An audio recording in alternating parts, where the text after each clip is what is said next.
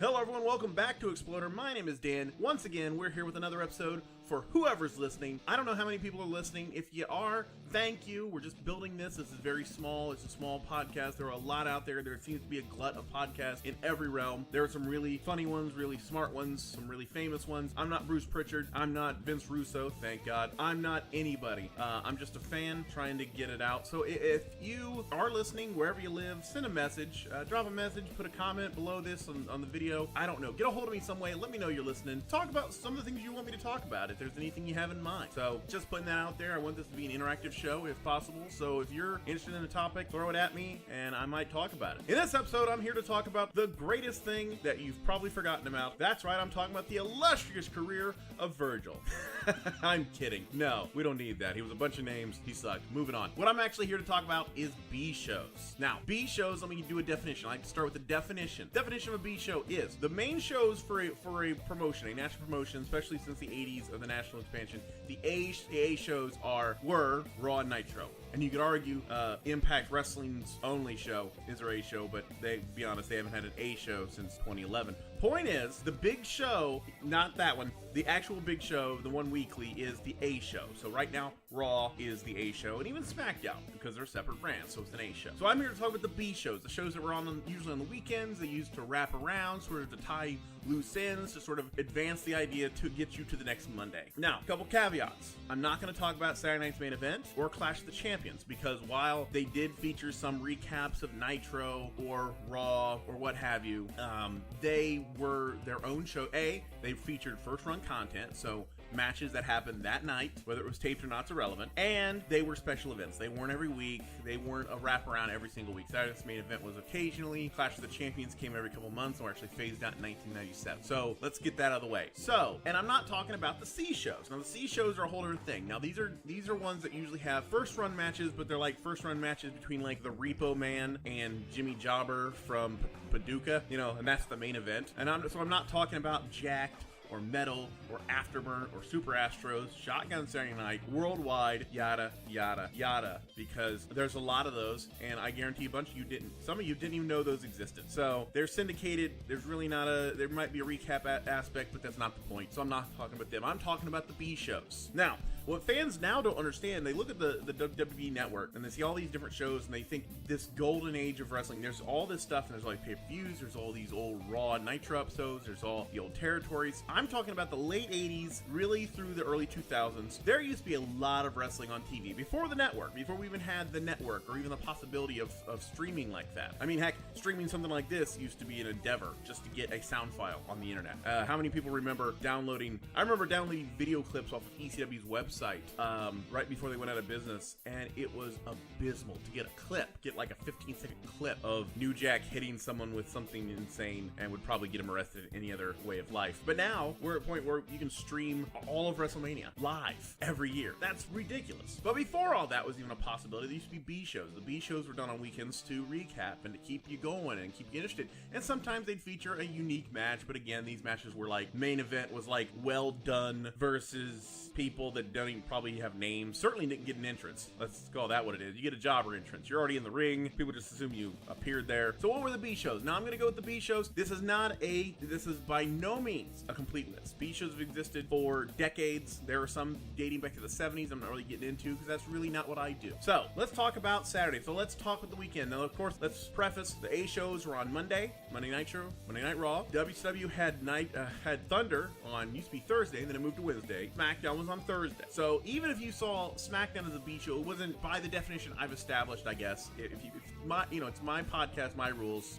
I wouldn't consider SmackDown a B show. Now, was it as good as Raw a lot of weeks? Probably not. But, and I'm not talking about now, I'm talking about back in the 90s. But it wasn't a B show because it was first run and it was to advance them, but it wasn't necessarily just a recap show. These were almost exclusively recap shows. So let's start with the B shows. Now we're going to start on the weekend because that's really these started. Start off with WWE Mania, WF Mania, as it will, hosted by Todd Pettengill and Stephanie Wyan. Started in 19 1993 and it ran to 1996. Now, I've heard a lot of people have hate for Todd Pettengill. He was goofy in radio. He had a radio voice. He still does because he does radio. He did, but the WWE at the time, the WWF at the time, damn pandas. The WWF at the time was cartoony. It was gimmicky. So hearing a radio guy do a bad impersonation of somebody in what was effectively a TV production studio. That's what it was. He had the tapes and stuff behind him. I mean, it was literally in someone's production studio where they did this from. It wasn't out of place. Is he the best of all time? No. But for what he needed to be done and 1993. He started in 93. The show went to 96. Right at the cusp, as it were, the cusp of what became the Attitude Era in 97. For Todd Pettengill, WWF Mania in early 90s, early to mid 90s, it worked. I mean, that's what you do. 1996, we also had another one that became Blast Off. Now, this is where it gets confusing. Mania was on from 93 to 96. Now, Mania was a recap show. At first they had like an individual match, like I said, and it would be from a stadium show, and there'd be some, a dark match from a bigger event, basically. It was their main event, Atom Bomb versus Aldo Montoya, high grade stuff. Technically, Mania moved to WGN, which is literally in all of this the most random combination of things, the most random channel in all of this. You're going to see a lot of USA's, TNT's, TBS's, and then you're going to see one show on WGN. Mania technically moved over to WGN, the Superstation, in 1996 and became Blast Off, which had like a space theme. And that was basically a recap of the week. And then sometimes they do like fan questions, and it was all right, but it was sort of put together. Production value wasn't as good, but it was done as a wraparound. Because Mania's time slot, which was, I believe, 10 to 11 on Saturday mornings, was replaced by Livewire. Livewire was a live call-in show where you would be able to call in to a number, WWF. I don't even remember what the number was. If I have a graphic or something, I'll do a video of this, I'll put a graphic up of this, and you'd call in and you would ask questions. And sometimes they'd have like Jim Ross there and Vince Russo, bro. Sonny, Ahmed Johnson would stumble through a English sentence and hope the marbles didn't fall out. Farouk, Steve Austin, Vince McMahon himself, more than not, Michael Cole. A lot of people came on and were a part of it. And some of the thing about call-in shows is very tricky, because sometimes when you call into a call-in show, when there's a call-in show in a wrestling format, there are two kinds of calls. There's ones that call in and they have like a legit question and it's actually interesting. And then there's the person who calls in and asks something so stupid, you're not sure how they work the phone to call in the first place. Like, you're amazed they didn't pick up the phone and bash themselves over the head with it until they got 911 or whatever hospital they escaped from. Like, they'll call in and go, they call in and call Steve Austin and go, why are you bald? Like, they sat through, they had to be screened, they had to call the number, which I'm sure had some kind of fees applied because they're in Connecticut and guys in BFE, Iowa. They have to go through a screener, then they get on the air, and then A, they can't hear them, B, the TV's on, so there's always that feedback, which is always fun, and C, they ask a question so dumb that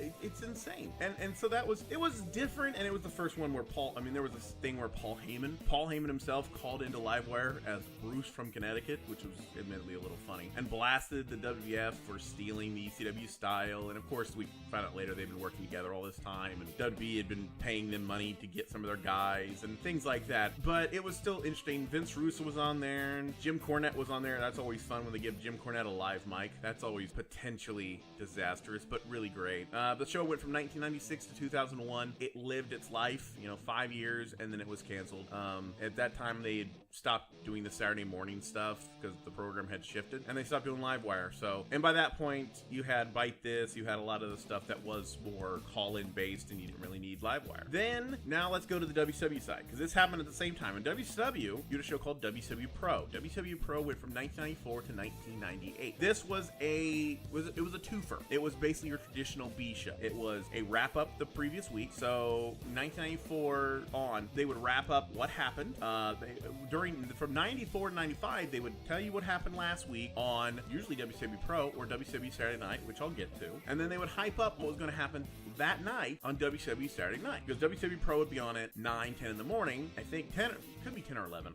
It's been a long time. It's been 20 years, and over 20 years. Wow. And they would hype up WCW Saturday Night, because WCW Saturday Night, before the debut of Nitro, was the A show. That was what you built to. Every week they built to WCW Saturday Night, because they didn't have a Monday night presence. They were a weekend company. They did live shows. They did house shows, they did Clash of the Champions, they did pay-per-views, but everything built weekly on WCW Saturday Night. So WCW Pro was used to build up WCW Saturday Night. What was going to happen that night? WCW Saturday Night, since we're already there, would be at 6:05. I remember 6:05 on TBS, and it would go 2 hours, and that was their main show from 1992 until 1995, which was the debut of Nitro, September 1995. Now, WCW Saturday Night would exist until 2000 before it was finally canceled. And WCW went from being the A show to a B show, and the B show still had matches done in Universal Studios, and they would do the shows, and they would recap, and they would do matches, and it was sort of a mixture of things. And then later it became just a straight up recap show as a cost-cutting measure, because WCW was hemorrhaging money like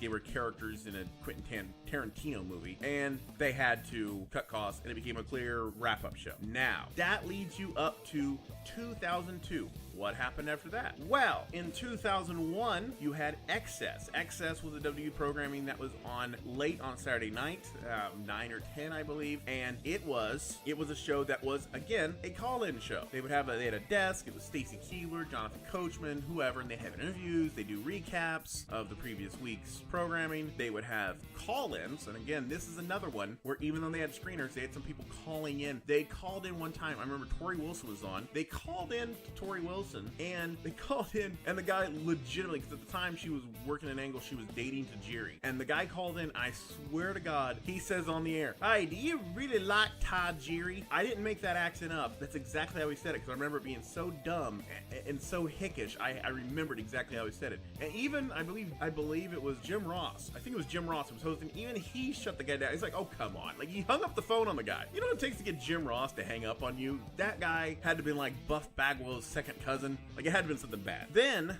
there's two other shows. Now, the other one, which was short-lived, was called Confidential. Confidential went from 2002 to 2004. This was a magazine program type. It went behind the scenes. It broke kayfabe, although WWE had been keeping kayfabe alive on life support for a long time. But they were breaking kayfabe. This was the first one, of course, where Shawn Michaels admitted he was in on the Montreal Screwjob on an interview for Confidential. So that's big. It gave a memorial speech. It gave videos for Davey Boy Smith, who passed away.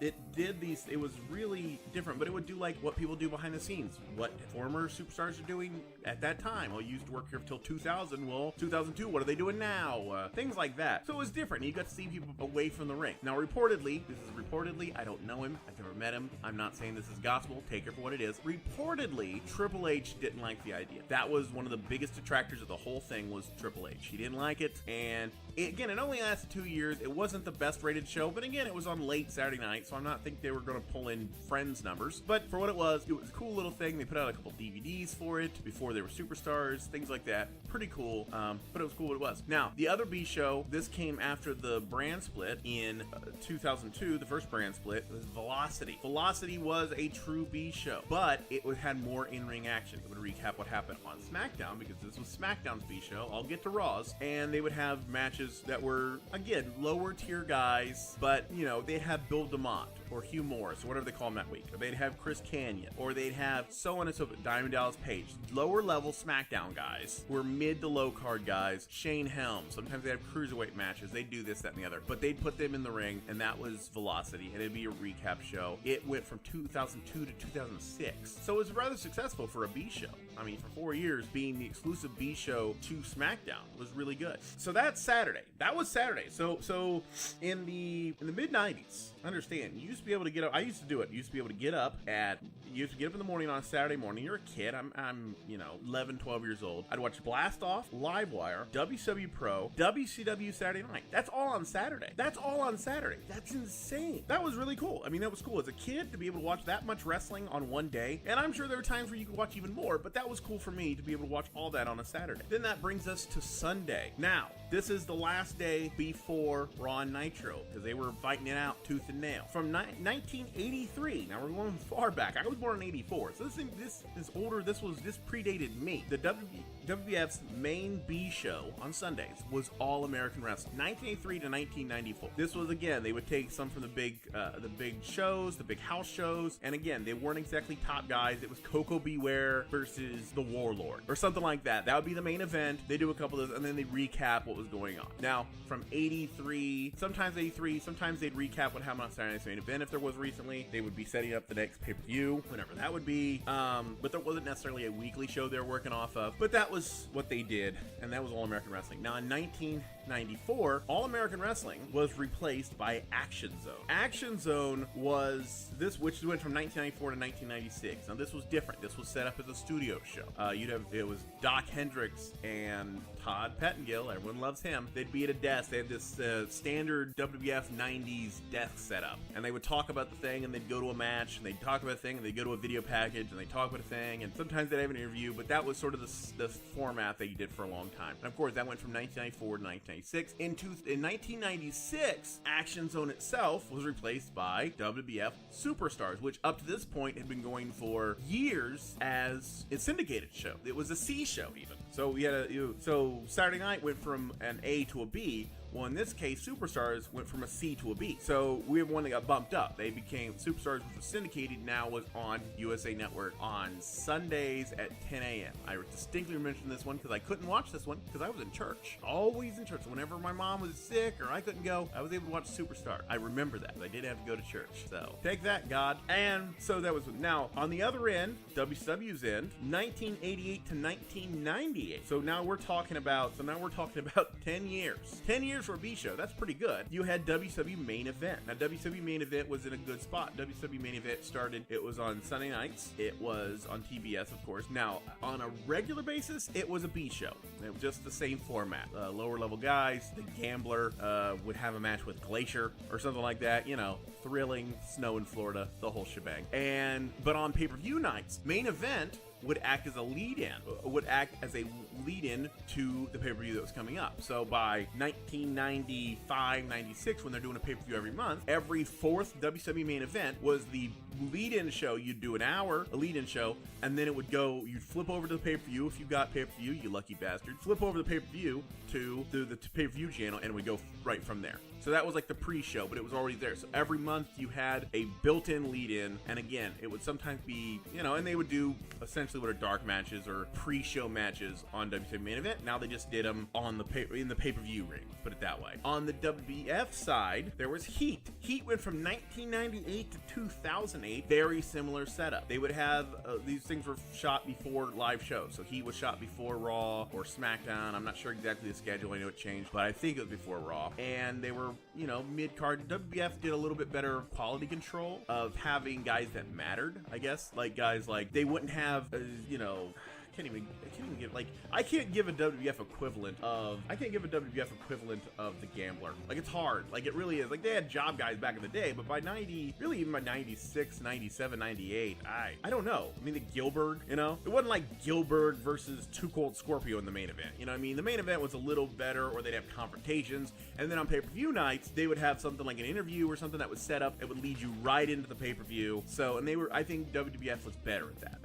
That's just my opinion. So, that was a weekend. So right there, if you look at Saturdays and Sundays, that's just Saturday and Sunday. Now, I'm not counting the ECW, because ECW really had an A show and a C show. They didn't have a B show. They had an A show, which was, for the time it was on, ECW on TNN. That was their A show. That was their big ones that led to the pay-per-view. And then a C show, because Hardcore TV was syndicated. That's it. I mean, and they recapped, and they may recap back and forth. I don't know, but that was it. That was a C show. So it was an A show and a C show. Very, very rare. So yeah, those were B shows. Those were B shows. This was just the 90s. This was just the mid-90s for the most part. The mid-90s through the early 2000s. All of those B shows you could watch and wrap around. So I think now, Raw, and then the WWF brought back Superstars at one point and put it on, oh my God, what was the name of the channel? Ion Television. There we go. I want to say American One, but American One was the affiliate that used to play the ECW Hardcore TV where I'm from. So that's a Lima reference. If you ever lived in Lima, you know what I'm talking about. But yeah, Ion Television, and then that went online. Heat went online, and all these things. And now a lot of things are online. I mean, there's really no B shows on TV now. There's Raw and SmackDown, and then there's the Bellas and Miz and all the reality show stuff. But it's different. So that's really just an overview of B shows. B shows had a place in wrestling history. They had a position where, honestly, the WWF going off of 2000 really had the biggest presence on TV at the time, because if you think about it, they had Raw, they had SmackDown across 2 different networks, of course. They had XS, they had Livewire, they had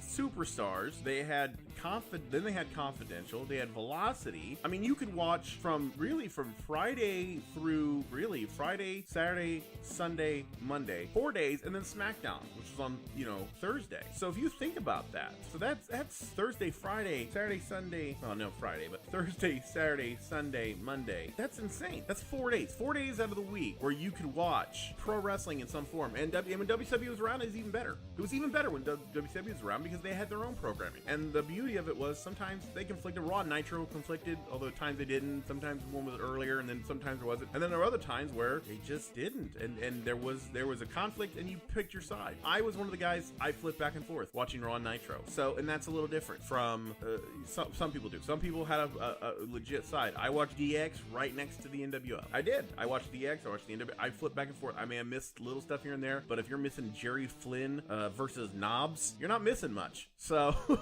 I know I pick on WCW a lot, but I mean, there were some times where they would put some stuff on TV that was just garbage, and I'm not talking about the B shows. So, in addition to this, I'm going to put up this week, I'm going to put up some videos. They're going to be video packages. They're going to be just stuff from B shows, just to back it up. And the new thing I'm going to try to, no promises, but I'm going to try and get stuff that's along the lines. If I'm going to talk about a topic on Monday, I'm going to try to have some videos out that week of like little clips, nothing that WWE's going to sue me over, but little clips and just to get a representation of what I'm talking about. So, that being said, that has been the most recent episode of Exploder. So if you have any ideas, again, if you have any topics, ideas, questions, anything at all, send them my way, put them below the video, text me, message me, I don't care. Get hold of me, let me know what you think, and I might cover it in a future episode. And there's really not much more to say than that. So until next time, this is Exploder. My name's Dan. Have a good one.